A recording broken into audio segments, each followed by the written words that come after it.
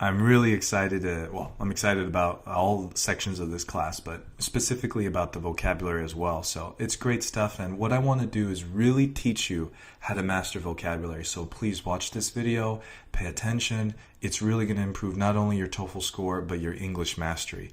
Really take your time with this video. So the first thing I want to do is I want to take you through this reading system and vocabulary system, and teach you how you want to study vocabulary. The first thing is that you want to study the right vocabulary. So the best way to do that is to make sure that when you guys do TOEFL readings, if you don't have a vocabulary list, highlight the words that you don't know whenever book you use. And that's the best kind of vocabulary list you can build, one that comes specifically from readings in context. The second thing that I want to talk about is that's where this list actually comes from. So we compiled a list of 252 of the most frequently used TOEFL words, and we got them from the readings. We analyzed about 60 readings, did the data analysis, found out the words that really are used often, and those are the words that actually are used in the listening, speaking, and writing as well. So a pretty powerful list right here for you guys to study, so please take advantage of it. The next thing is we want to talk about the right way to study vocabulary, because unfortunately the way that you study most likely is probably the least effective way, so you're wasting time. So we want to change that immediately. The first thing is you want to master the word. You don't just want to have the word in the back of your head and forget it when it comes to test time or the time to use it. So the way that you want to learn it is in context from actual readings. So that's what we've done. We've actually created a program where every single word we teach is taught within an academic reading, so you learn how it's used. Because a lot of times when you memorize words, what's going to happen is when you see the word, it's going to trigger your memory of the definition. And then you're going to think of that definition when you look at the sentence. So it's going to slow you down in your comprehension, and sometimes the word has more than one definition. So if you didn't learn the appropriate one, it might not fit the sentence. By learning the word within the sentence, you see how it's used idiomatically. You see how it's used as an adjective or an adverb, and your brain associates that word with a sentence already. So when you read it in context in a different sentence, it's much better. A lot of research has been done on how to learn vocabulary and how memorization is built.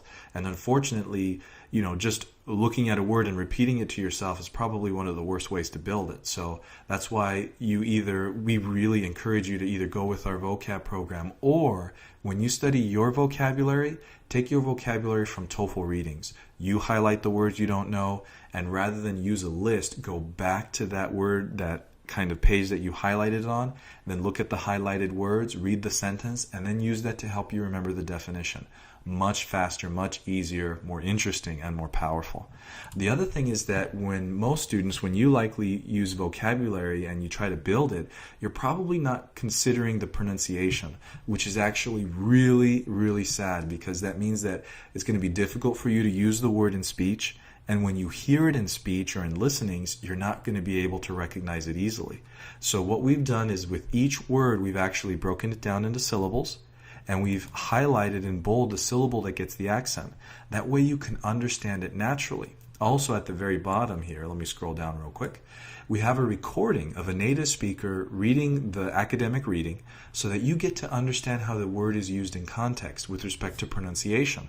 So when you hear it, you can actually know, I know that word, you understand it, you'll take better notes, you'll get a better understanding. This is the way you want to learn vocab. The other thing is that though we don't have it here, we have it in the vocab program. But whenever you study, you want to make sure that you actually practice it immediately. So what you're going to do after, let's say you study 7 words, here we have 14, because studies show that you actually learn in groups of 7 best. That's why a telephone number has 7 digits and not 8 in the United States. That's the easiest group of numbers for a person to remember. So we break down 14 vocab words in groups of 7, so it really maximizes your ability to memorize, just the natural way that you learn. So make sure you do the same. If you don't use our program, learn in groups of 7, 14 max. If you learn about 21, 28 words a day, usually that's a bit excessive. So you're going to need too much time. It's going to be easy for you to forget. 14 is kind of a magic number. And after you learn it, use it. So right away, practice and just use it. Even if it's ridiculous, doesn't make sense, that's going to trigger your brain to actually recall that word, use it. You're going to build your understanding of it by actually trying to say it. You're going to remember the pronunciation of it, and you're going to create the word. It's really powerful. And right after that, write a couple of sentences using it. So what I mean is, when you learn, let's say, 14 words, like let's say if you did that here, really quickly, just with the speech, maybe you can go to the speaking section, check a question number 1, don't time yourself, and just start talking. Just start talking, whatever it is, even nonsense, just using the words randomly. It'll take like 1 or 2 minutes, but it'll be powerfully helpful in your memory. And then right after that, go to writing questions, number 2 of our list here, the example question we have, and just write an essay and force yourself to use those words.